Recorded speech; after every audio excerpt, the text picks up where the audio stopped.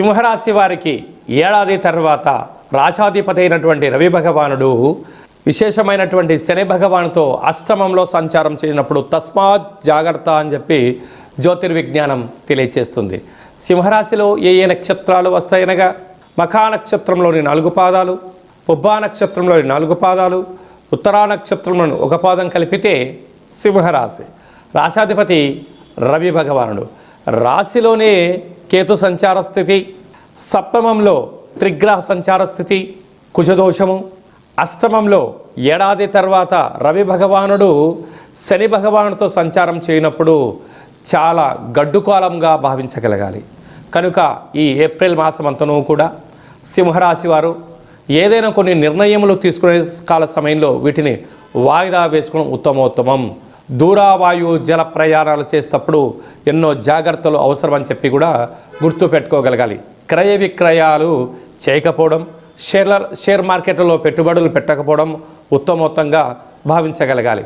కనుక చైత్ర పూర్ణిమ సందర్భంగా రాత్రిపూట ఒక వెడల్పాటి పాత్రలో నీరు కుంకుమను వేసి మీ మనసులో ఉండబడిన కోరికను నెరవేర్చాలని చెప్పి ఆ చంద్రభగవానికి దండం పెట్టుకొని ఆ యొక్క విజయ తిలకాన్ని మీరు పెట్టుకోగలిగినట్లయితే సకల దోషాలు తొలగిపోతాయి. ఆ తదనంతరం ఈ యొక్క నీటిని మందారపు వృక్షాన్ని కానీ అంటే ఎర్రటి పుష్పాలు పూసేటువంటి వృక్షాలకు ఈ నీటిని పోయగలిగినట్లయితే విపరీతమైనటువంటి ఐశ్వర్యం మీ సొంతమవుతుంది. అలాగనే చైత్రమాస బహుళాష్టమి కాళాష్టమి సందర్భంగా కాళభైరవ స్వామికి స్మరణ చేసి సూర్య నమస్కారం చేసుకొని గోధుమ పిండితో కానీ గోధుమలతో వచ్చిన ఆహారాన్ని కుక్కలకు కానీ చీమలకు కానీ ఆవుకు కానీ పెట్టగలిగినట్లయితే మీకు తిరుగు లేదు అని చెప్పి గమనించాలి. మీ యొక్క వ్యక్తిగత జాతకం తెలుసుకోవాలనుకుంటున్నారా?